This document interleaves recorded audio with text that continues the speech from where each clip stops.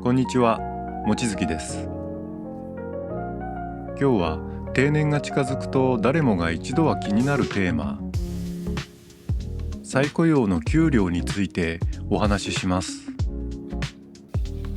再雇用になると収入が激減するって話を耳にしますよね。年収が半分になった、3分の1になった。実は私もその一人でした。私の再雇用の最初の給料、手取りは11万円でした。でも半年間働いてみて分かった意外な真実があります。今日は私の再雇用給与のリアルな明細を見ながら、今思う再雇用の本当のところをお伝えします。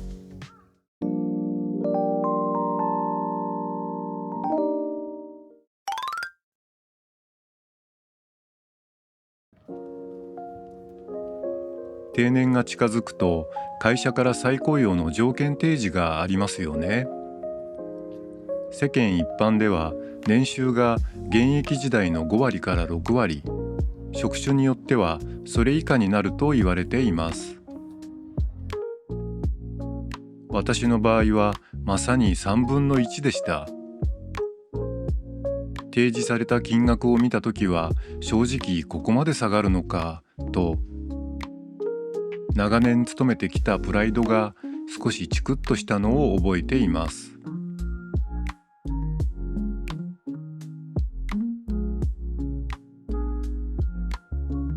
では具体的な数字です。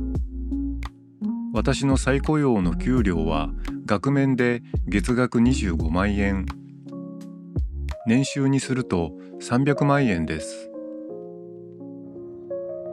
現役時代にバリバリ働いていた頃と比べれば、確かに心細い数字に見えました。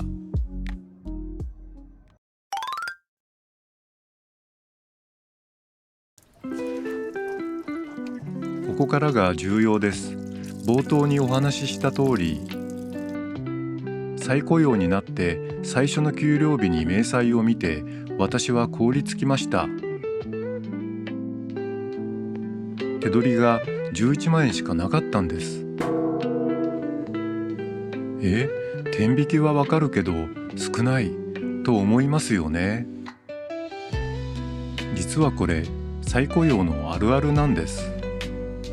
初月は前月までの現役時代の高い給料をベースに健康保険料や厚生年金が天引きされていたんです。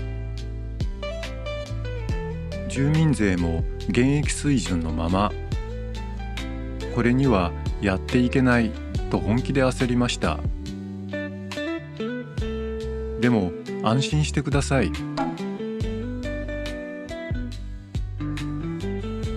翌月からは再雇用の給料に見合った保険料に改定され、手取りは19万円になりました。さらに高齢者雇用継続給付金が別途振り込まれます。私の場合で月換算で 4.5 万円ほど。これを合わせると実質的な手取りは毎月約24万円になりました。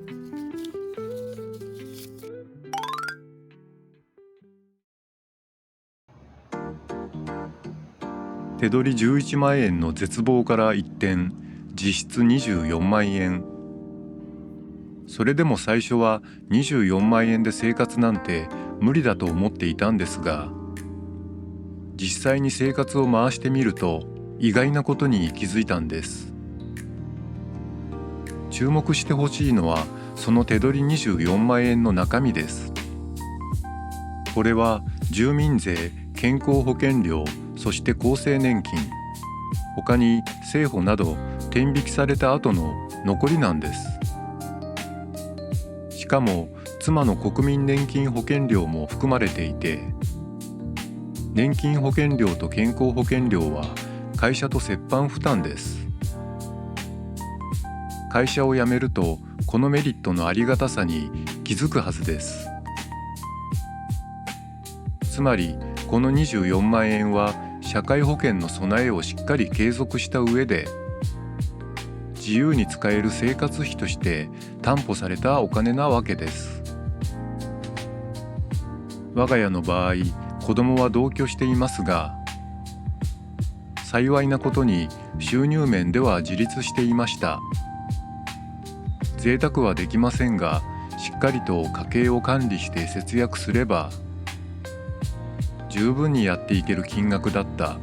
これは大きな発見でした。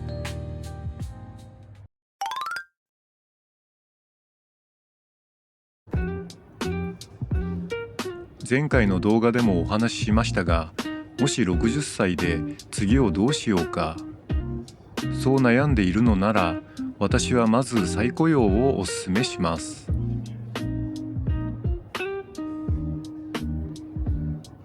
定年後の道は大きく分けて退職、再雇用、転職の3つです。転職は一度退職することと同じですから、実質は辞めるか残るかの2択です。でも外の世界で今の自分に合う仕事がすぐに見つかるとは限りません。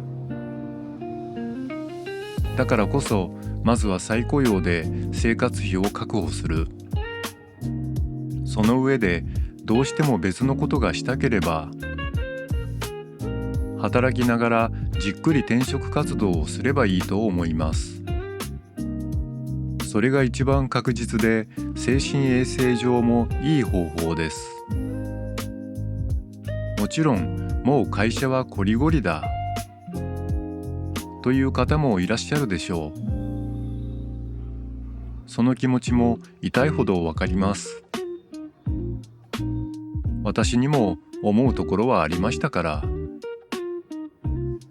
だから退職するという決断を否定するつもりは全くありません。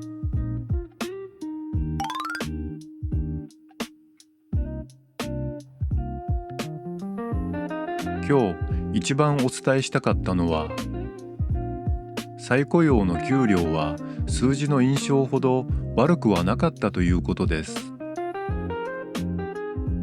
手取りだけを見て絶望しないでください。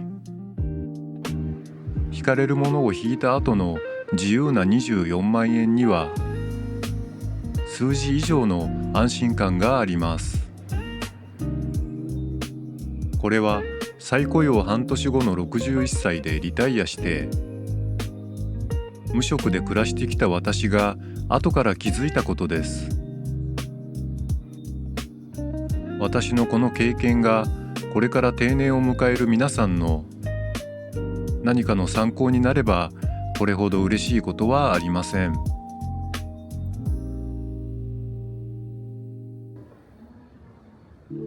このチャンネルでは定年退職・リタイア後のリアルなお金の話や暮らし・趣味のことなどリタイア生活の様子を発信しています。チャンネル登録といいね、ハイプをいただけると励みになります。最後までご視聴いただきありがとうございました。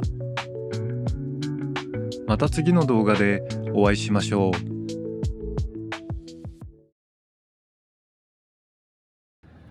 小さな窓に朝が溢れ、急がない時が静かに進む。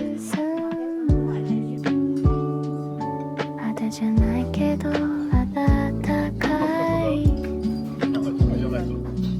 どうという名の居場所、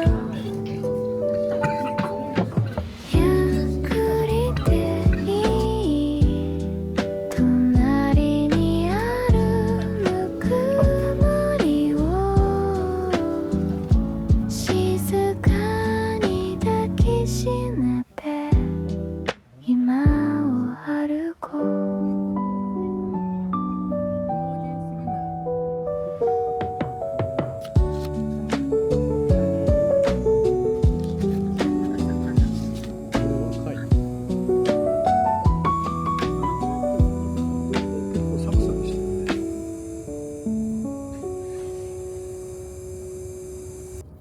うんサクサクだ甘くないし。うん